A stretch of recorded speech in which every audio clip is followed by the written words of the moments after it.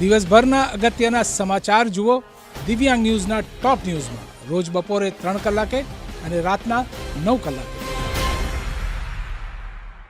નમસ્કાર, હું પ્રિયા. દિવ્યાંગ ન્યૂઝના ટોપ ન્યૂઝમાં આપનું હાર્દિક સ્વાગત કરું છું. ભરૂચ અંકલેશ્વરમાં બિસ્માર રોડ રસ્તા મુદ્દે કોર્ટના દરવાજા ખખડાવાયા હતા. વરસાદની મોસમમાં તમામ જાહેર માર્ગો અત્યંત બિસ્માર હાલતમાં જોવા મળી રહ્યા છે. રોડ એન્ડ બિલ્ડિંગ ડિપાર્ટમેન્ટની કચેરીઓ સામે રિપ્રેઝેન્ટેટિવ સ્યુટ દાખલ કરાઈ છે.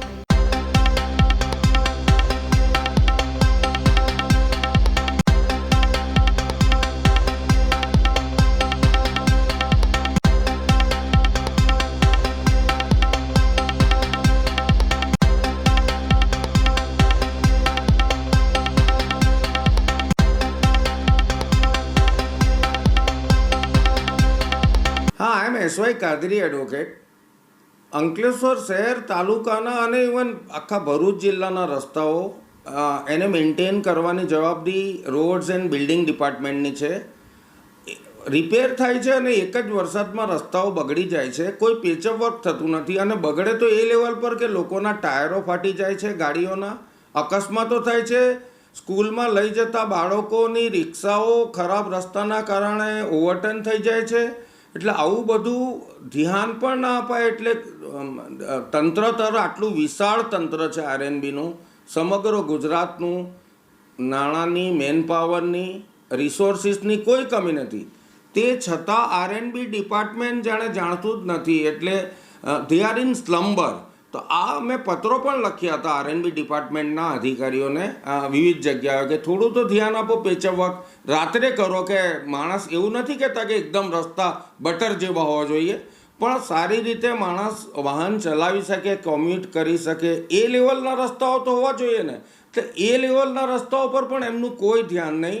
એટલે અલ્ટિમેટલી પછી આપણે અંકલેશ્વર સિવિલ કોર્ટમાં સિવિલ દાવો કરેલ છે અને એમાં રિપ્રેઝેન્ટેટિવ નેચરનો સ્યુટ હોય છે, જે સિવિલ પ્રોસિજર કોડની કલમ ઓર્ડર 1 રૂલ 8માં જોગવાઈ હોય છે કે જો કલેક્ટિવ ઇન્ટરેસ્ટ હોય, સામૂહિક ઇન્ટરેસ્ટ હોય તો 2-4 વ્યક્તિઓ એક વ્યક્તિ બધા વતી સિવિલ દાવો કરી શકે છે. અને એમાં અમે દાખલ કર્યો છે. ઇનિશિયલી સરકાર સામે દાવો કરતાં અગાઉ નોટિસ કાઢવી જરૂરી હોય છે. એટલે અને એનો વેવ કરવાની પણ જોગવાઈ હોય છે. એટલે અલ્ટિમેટલી આપણે આ બધી દાદ ફરિયાદ લઈને અદાલતમાં ગયા છે અને કહ્યું છે કે આ તો અંકલેશ્વર શહેર, અંકલેશ્વર તાલુકાની તમામ પબ્લિકને અસર કરતો ઇસ્યુ છે. એના પર આરએનબી ડિપાર્ટમેન્ટનું વિશાળ તંત્ર કંઈ ને કંઈ કરી શકે છે. કોઈ ધ્યાન ના અપાય, મોટા મોટા પથ્થરો. તો એ લઈને આપણે આ દાવો કર્યો છે. હવે બીજી પણ આપણે એમની પાસેથી ભવિષ્યમાં વિગતો લઈશું કે તમે કોને કોન્ટ્રાક્ટ આપો છો, કોને નહીં આપો છો, અને જરૂર પડે તો આપણે હાઈકોર્ટમાં પબ્લિક ઇન્ટરેસ્ટ લિટિગેશન પણ કરીશું. કારણ કે મોટા શહેરોના રસ્તા આ લેવલના નથી બગડતા, અને બગડે છે તો એનું રિપેરિંગ કામ તાત્કાલિક યુદ્ધના ધોરણે કરવામાં આવે છે. આટલું જ નહીં, આ હ્યુમન રાઇટનો પણ ભંગ છે. એટલે I have also written a letter to Gujarat human right commission કે this is also a violation of human rights. અને human right commissions, Maharashtra human right કમિશને રસ્તા બાબતમાં ચીફ સેક્રેટરી સાહેબને મહારાષ્ટ્રના અને એમને નોટિસ કાઢી છે. એટલે મેં પણ એક પત્ર લખ્યો છે આપણે હ્યુમન રાઇટ કમિશનના ચેરમેન સાહેબને, અને એમને પણ કહ્યું છે કે you please take up the issue with the RNB department so that the burning issue of the roads which are having pitfalls, big stones and dilapidated roads, such burning issues can be resolved by the R&B department કે જેથી public સારી રીતે પોતાનું વાહન રિઝનેબલી ચલાવી શકે. રોજના બનાવ બને છે કે રોજના ગાડીઓના ટાયરો ફાટી જાય છે, ત્યાં સુધી પણ તંત્ર દ્વારા કોઈ પણ જાતનું ધ્યાન અપાતું નથી. અને વિશાળ તંત્ર છે, મેં આગળ કહ્યું એ પ્રમાણે આરએનબીનું. તે છતાં જો ના કરી શકતા હોય એટલે અલ્ટિમેટલી અમે ઇનિશિયલી અંકલેશ્વર કોર્ટમાં દાવો કર્યો છે. આગળ પણ અમે હાઈકોર્ટ સુધી જઈશું. નર્મદા જિલ્લાના દેડિયાપાડા ખાતે આવેલા આદર્શ નિવાસી કુમાર શાળાનું જૂનું બિલ્ડિંગ અચાનક જમીનદોસ્ત થઈ ગયું હતું. જોકે છાત્રાલયમાં અભ્યાસ કરતા બાળકોને અગાઉ જ સુરક્ષિત અન્ય મકાનમાં શિફ્ટ કરવામાં આવ્યા હતા, તેથી મોટી જાનહાનિ ટળી હતી.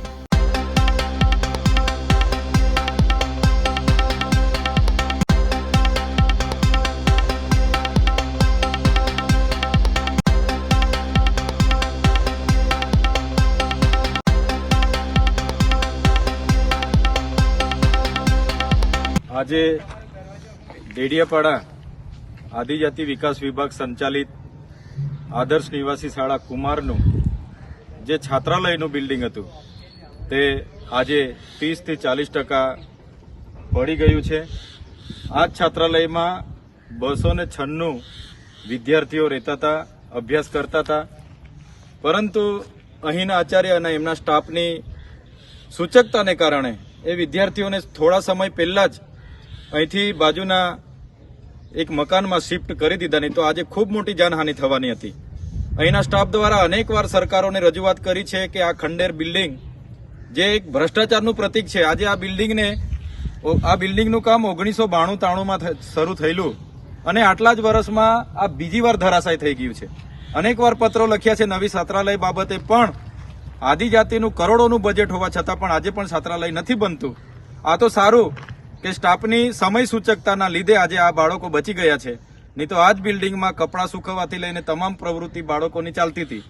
એટલા માટે અમે કહીએ છીએ કે આદિવાસીઓનું કરોડોનું બજેટ હોવા છતાં આદિવાસીના શિક્ષણ હોય, છાત્રાલય હોય કે એની વ્યવસ્થા સરકારે ધ્યાન નથી આપતું, જેનું આ પરિણામ છે. સ્ટાફના દ્વારા અનેકવાર પત્ર વ્યવહાર કરવામાં આવ્યો છે જર્જરિત બિલ્ડિંગને લઈને, છતાં કોઈ જાતના એના સમારકામ, એનું રિપેરિંગ કે નવા બિલ્ડિંગ માટે કોઈ જાતનું એ નથી. ત્યારે અમે આનો સખત વિરોધ કરીએ છીએ અને કુદરતની દયાથી કોઈ જાનહાનિ નથી થઈ, એ સારી બાબત છે.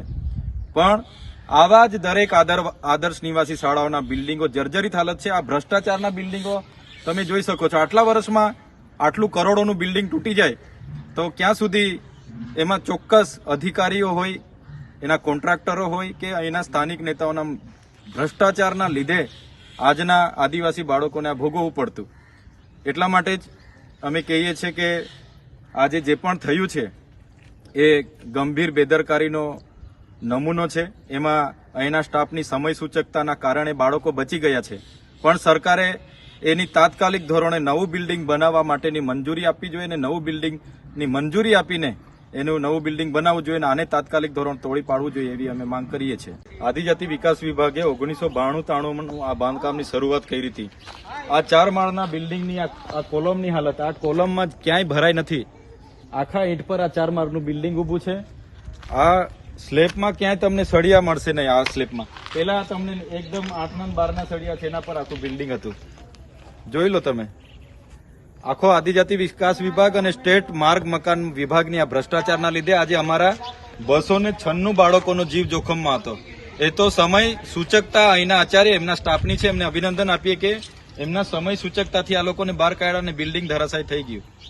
નહીં તો આજે અહીંના અભ્યાસ કરતા 296 માંથી કેટલા બાળકોનો જીવ અહીંયા હોમાઈ જતે.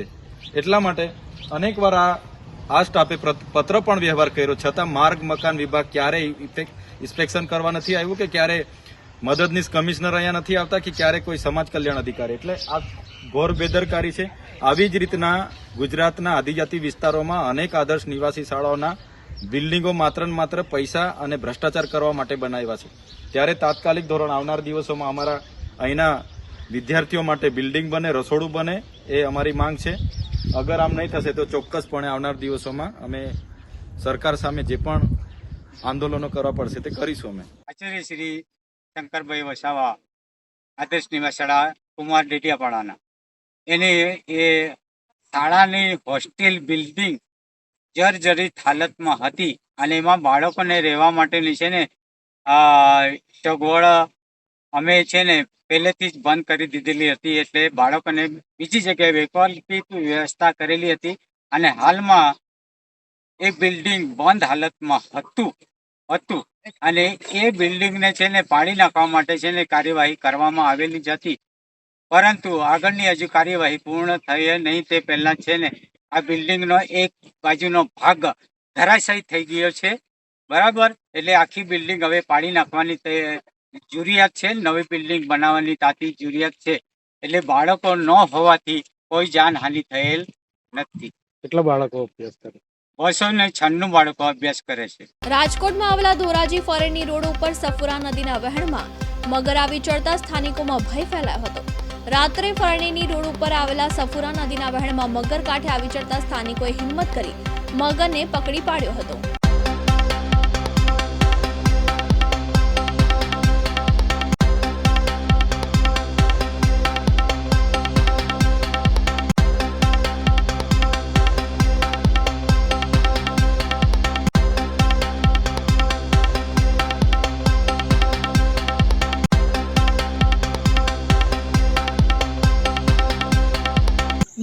Pandya, range forest officer Dhoraji. એટલે જે રેસ્ક્યુ માટે જે તમને જાણ કરવામાં આવી હતી, કઈ બાજુથી પકડવામાં આવી અને ક્યાં મૂકવામાં આવશે? આજ રોજ અંદાજિત 10 થી 10:30ની વચ્ચે ધોરાજીની અંદર સિટી વિસ્તારમાં ફરેણી રોડ ઉપર સફુરા નદીનું જ્યાં વહેણ નીકળે છે ત્યાંથી સ્થાનિક લોકોનો કોલ આવેલ કે આ રીતની એક મગર તળાઈને આવેલ છે, જેને તે લોકોએ પકડીને રાખેલ હતી. અને અમને તુરંત જાણ કરતાં અમારી ફોરેસ્ટ વિભાગની ટીમ ઘટના સ્થળે પહોંચી, તેમજ અમારી સાથે પોલીસ સ્ટાફ પણ પબ્લિક કંટ્રોલ કરવા માટે પહોંચેલ હતો. અમે લોકોએ તેનું રેસ્ક્યુ કરી અને હવે પછી તેને અમારા વન વિભાગના જે તે ડેમ છે તેની અંદર એને મુક્ત કરવામાં આવશે. કેવડી મગર છે?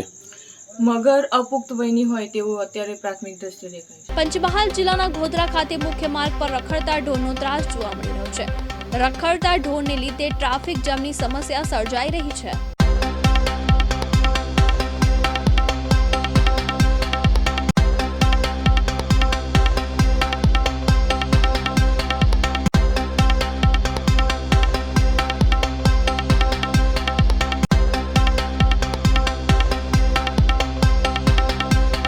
પંચમહાલ જિલ્લાના મુખ્ય મથક ગોધરા શહેરમાં છેલ્લા ઘણા સમયથી માર્ગો પર રખડતા ઢોરોએ આડિંગો જમાવ્યો છે અને જેના કારણે વાહન ચાલકોને સતત અકસ્માતની ચિંતા સતાવી રહી છે.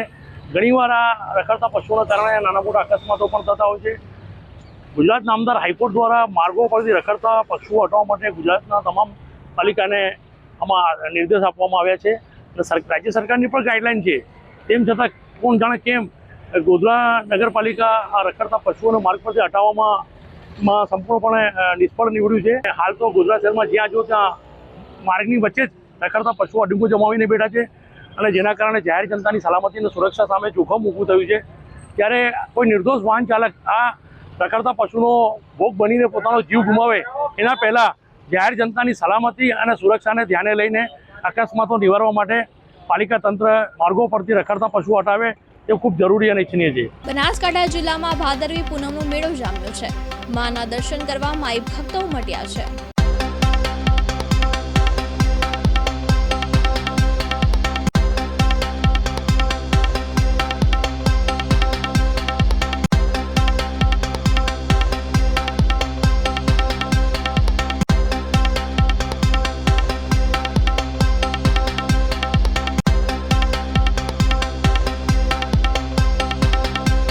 રાવલ છે.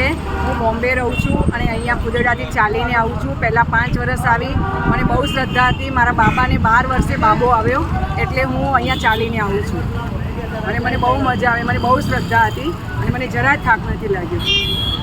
શું બેન અન્ય ભક્તોને શું સંદેશો મા પ્રત્યે આપશો? બસ મા તમારી ઈચ્છા પૂરી કરશે. માતાજી, શ્રદ્ધાથી ચાલો, તમને કાંઈ થાક નહીં લાગે. મારું નામ એમ પંડ્યા અને હું મહુલ ગામનો છું અને મારી ઉંમર 65 વર્ષની છે અને હું ચાલતો અહીં આવું છું.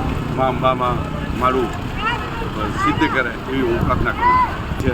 ચાલવાની બધા લોકો અત્યારે દિલ દઈને પોતે પોતાનું યોગદાન પણ આપે છે અને બધું જોતાં ખરેખર હકીકતે એમ લાગે છે કે ખરે ધર્મ પ્રત્યે લોકો વર્યા છે. એમ સાંભળ્યું કે આ ઘાટ બહુ જ ટફ છે, પણ ચડ્યા પછી એવું લાગ્યું કે બહુ ટફ નથી.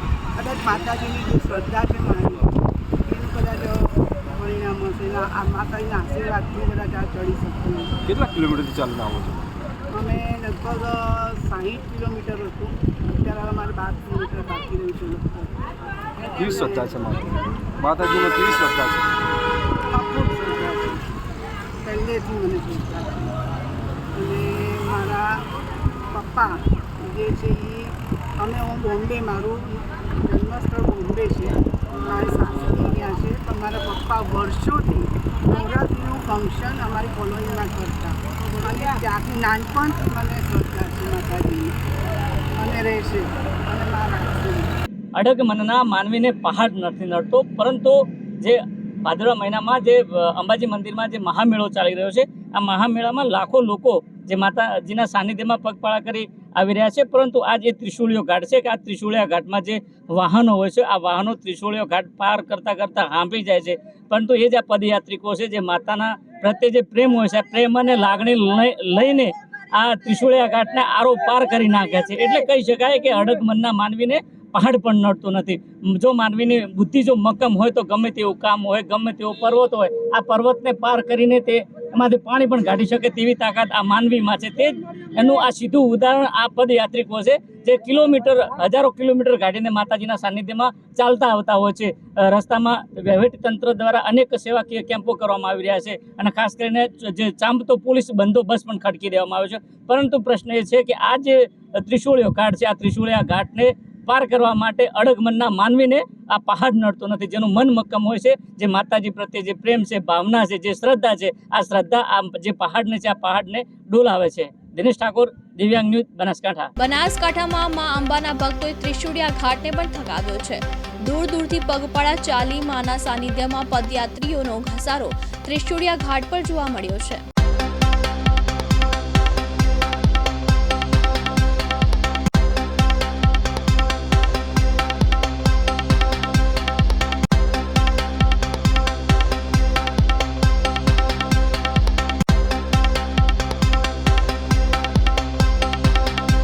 પટેલ કીર્તિભાઈ અંબાલાલ, કુકરવાડાથી આવીએ, તાલુકો વિજાપુર, જિલ્લો મહેસાણા. અમે 40 વર્ષથી પગપાળા સંઘ આવીએ છીએ અંબાજી, અને બધાની મનોકામનાઓ પૂરી થાય છે અને સ્વેચ્છાએ બધા આવીએ છીએ. અમારે 110 કિલોમીટર થાય. 40 વર્ષથી ભક્તોનો માહોલ સારો છે અને સરકારની સેવા બી સારી છે. ટેન્ટ વાળાની બી સેવા સારી છે. પટેલ વિકાસકુમાર લક્ષ્મણભાઈ, કુકરવાડાથી પગપાળા સંઘો છેલ્લા 10 વર્ષથી ચાલતા આવીએ છીએ. અમારી સાથે અમારા કુકરવાડા નાગરિક બેંકના ચેરમેન છે. અમારી બહુ મોટી બેંક છે, જિલ્લા લેવલની, મહેસાણા જિલ્લાની, અને સંઘમાં સેવાર્થીઓનો બધાનો બહુ લાભ મળેલો છે. બધાને સંઘમાં 70 થી 80 લોકો ચાલીને આવે છે. માતાજીનો જબરજસ્ત આસ્થા છે. માતાજીની આસ્થાના લીધે બધા ચાલીને આવે છે.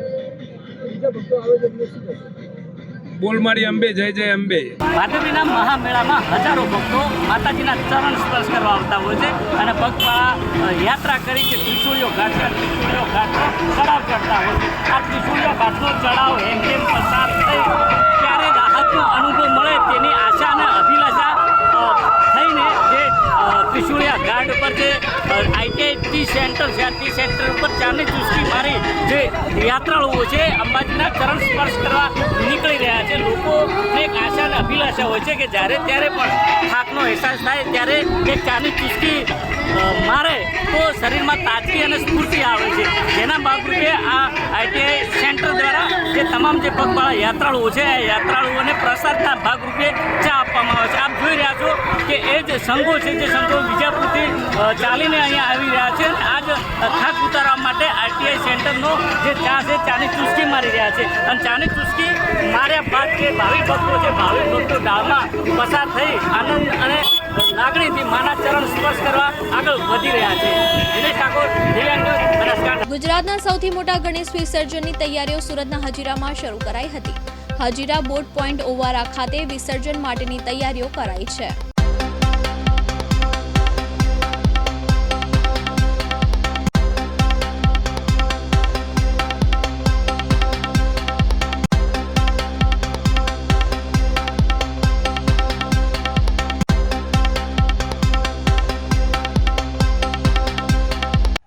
કેતન કુમાર બાબુભાઈ પટેલ, સ્વયંસેવક, બોટ પોઈન્ટ ઓવારો, હજીરા.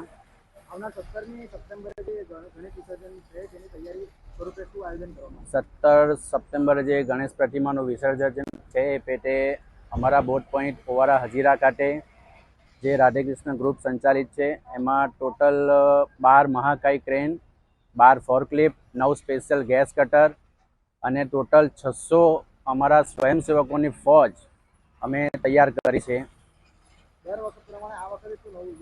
દર વર્ષે જે અમારું ઓવારાનું વિસર્જન થાય છે એમાં ગયા વર્ષે 2023ના વર્ષમાં ટોટલ 6300 ગણેશ પ્રતિમા વિસર્જન થઈ હતી. પણ ચાલુ વર્ષે અમારી જે ટોટલ ક્રેન 8 હતી ગયા વર્ષે, એના ચાલુ વર્ષે અમે ટોટલ આ વર્ષે 12 ક્રેન મોટી મહાકાય ક્રેન ગોઠવેલ છે. હું આપના માધ્યમથી તમામ સુરતીવાસીઓ, સુરત ગણેશ મંડળોને એક મેસેજ અપીલ કરવા માગું છું કે આપની ગણેશ પ્રતિમાને બને એટલી વહેલી આપના મંડળથી અહીં વિસર્જન માટે લઈ આવશો એવી અમે ગણેશ બોટ પોઈન્ટ ઓવારા હજીરા અપીલ કરીએ છીએ. તમને દર વર્ષે અમને તમામ પ્રશાસન પોલીસ કર્મીઓનો ખૂબ જ સારો સહયોગ મળ્યો છે.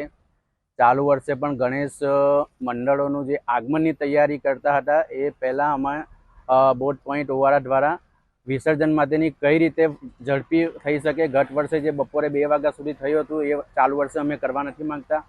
हमारी ट्राई ये है कि बने एटलू वहेलू विसर्जन पूर्ण करिए. 17 तारीख को गणेश भगवान का विसर्जन की प्रक्रिया में सबसे बड़ा अपना जो कुदरती ओवारा यहाँ पे हजीरा में है और आज इसकी विजिट लेके जो अपना मंडल है जो विसर्जन की प्रक्रिया में पूरा पुलिस को सहयोग करने वाला है, उनके साथ का संकलन और प्लस यहाँ की व्यवस्था देखने के लिए आए और पिछले बार के एक्सपीरियंस को लेके खूब अच्छी व्यवस्था इस बार और सुधार किया गया है और बड़ी मूर्ति, छोटी मूर्ति, क्रेन की व्यवस्था, उनकी पोजीशनिंग की व्यवस्था कहाँ रखना है, ट्रैफिक कहाँ जाएगा, वो सब की चर्चा हुई और पूरी प्रक्रिया खूब अच्छे से होगी और जल्दी से होगी, ये पूरी उम्मीद के साथ हम लोग इस बार का आयोजन कर रहे हैं. સુરેન્દ્રનગર જિલ્લાના સાયલા તાલુકાના સુદામડા ગામે ખનીજ માફિયા વિરુદ્ધ અરજી કરનારા પરિવારના ઘર પર 4 થી વધુ કારમાં આવીને 10 થી 15 લોકોએ 10 થી વધુ રાઉન્ડ ફાયરિંગ કર્યાની ઘટના સામે આવી છે, જેને લઈને પરિવારમાં ભયનો માહોલ સર્જાયો છે.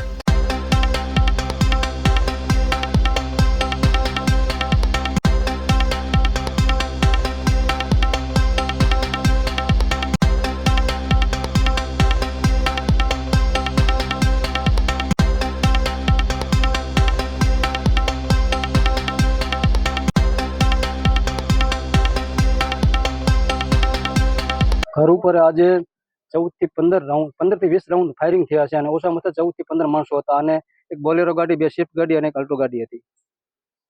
ને શા કારણે તમારા ઘર ઉપર ફાયરિંગ થયું? ગત તારીખ 13/9/2024 ના રોજ મારી બેબીએ કલેક્ટર સાહેબને રજૂઆત કરેલી કે અમારા વિસ્તારમાં આવી ખનીજ ચોરી થાય છે, જેનું મન દુઃખ રાખી કાલ રાત્રિથી અમારી માથે ફોન આવવાનું ચાલુ થઈ ગયું હતું કે ભાઈ તમે અરજી પાછી ખેંચી લો, નકર આનું પરિણામ તમારે સારું નહીં આવે. જેની અમે આજ રોજ સાયલા પોલીસ સ્ટેશનમાં આવીને લેખિતમાં રજૂઆત પણ કરેલી હતી, જેની અમે જાણ કરેલી હતી કે ભાઈ અમારા જીવને જોખમ છે, અમારા પરિવારના જીવને જોખમ છે. તેમ છતાં આજ રાત્રે 10 વાગ્યાના આજુબાજુમાં બરાબર આ લોકો 4 ગાડીઓ લઈને આવ્યા અને અમારી માથે અમને બહાર બોલાવીને અંધાધૂંધ અમારા ઘર માથે 15 થી 20 રાઉન્ડ ફાયરિંગ કરેલ છે અને ઓછામાં ઓછા 14 થી 15 માણસો ગાડીઓમાં હતા. પોલીસે તમને પ્રોટેક્શન આપ્યું હતું અરજી કરી પછી? અરજી કર્યા પછી અમને ખાલી ઘર સુધી પોલીસ મૂકવા આવી છે, તે પછી અમને કોઈ બીજું કોઈ પ્રોટેક્શન મળેલ નથી. કોણ કોણ લોકો હતા ઓળખો તમે? ઓળખો એક અમારા ગામના જ કાઠી દરબાર હતા, દેવેન્દ્રભાઈ બોરીચા. બીજા કોણ હતા? બીજા અજાણ્યા શખ્સો હતા. કયા કયા વાહન લઈને ખાસ કરી આવ્યા? બોલેરો ગાડી હતી, 2 સ્વિફ્ટ ગાડી હતી અને એક અલ્ટો ગાડી હતી. હવે શું માંગ છે? આ તો ખનીજ માફિયા બેફામ બનતા જાય છે. ખનીજમાં બનતા જાય છે. જો આ ખનીજ ચોરી બંધ નહીં કરવામાં આવે તો અમારે તો છે ના છૂટકે અમે તો આત્મવિલોપન કરી લેવાના છીએ, એ ફાઇનલ છે. અમારું આખું પરિવાર આત્મવિલોપન કરશે. અમારા ઘરમાં 5 સભ્યો છે, અમે 5 સભ્યો અમે આત્મવિલોપન કરી મરી જવાના, કારણ કે અમારા જીવની કોઈ સેફટી નથી.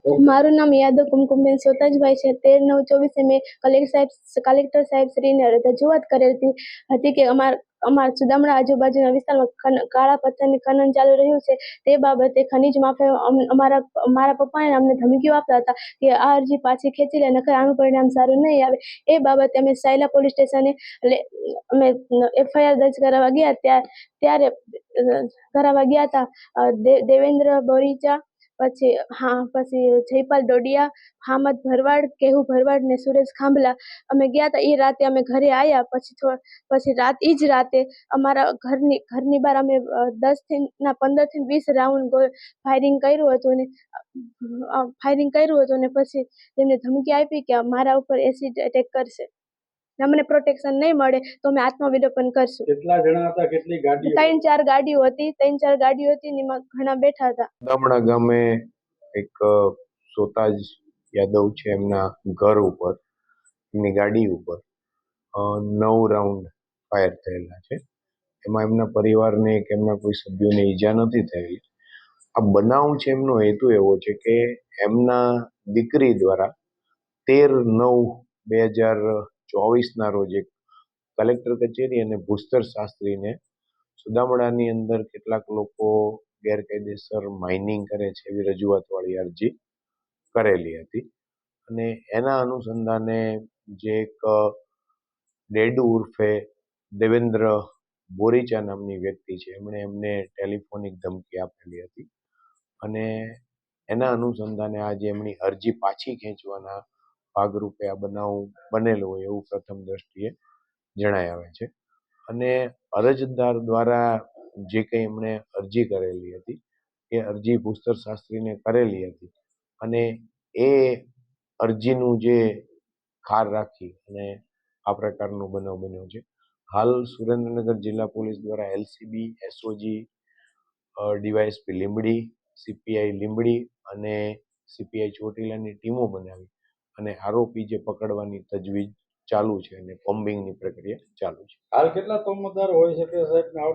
એમની જે ફરિયાદ જે ની કાર્યવાહી હાલ ચાલુ છે એમાં એક વ્યક્તિને એ લોકો જોયેથી ઓળખે છે. એટલે આજે દેવેન્દ્ર ઉર્ફે ડેડુ ભરત બોરી છે અને એમની સાથે અન્ય આરોપીઓ હતા. એટલે એમની 3 ગાડીઓ એમની હતી, એક બોલેરો ગાડી અને 2 સ્વિફ્ટ ગાડીમાં આવેલા હતા. એટલે હાલ એક આરોપી છે એમને એ લોકો નામથી ઓળખે છે. વડોદરામાં આવેલા આકોટા કડેસ સર્કલ નજીક ભૂવો પડ્યો છે. વિશાળકાય ભૂવો પડતા આજુબાજુના રાહદારીઓ દોડી આવ્યા હતા.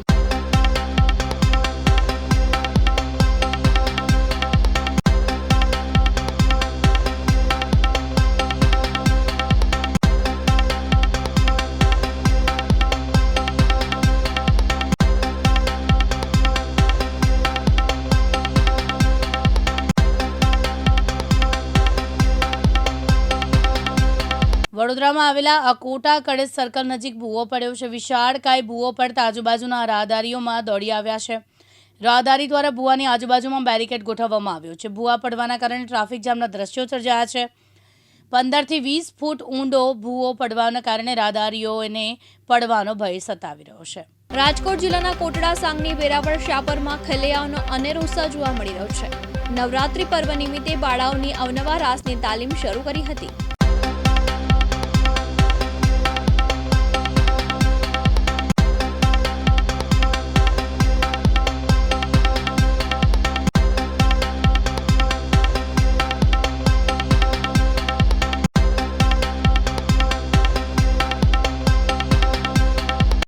માતાજીના નવલા નોરતા આવી રહ્યા છે તો અમારી અક્ષરધામ ગરબી મંડળની રાસ ગરબાની તાલીમ શરૂ થઈ ગઈ છે. જે દરમિયાન અહીં પ્રખ્યાત રાસ જેવા કે ભુવા રાસ, એકાંજી, કાકવડમાં ખોડલ જોયાની પ્રાચીન ગરબાની તાલીમ આપી રહ્યા છે તો અમે ટૂંક સમયમાં અહીં નવરાત્રિમાં રજૂ કરશું.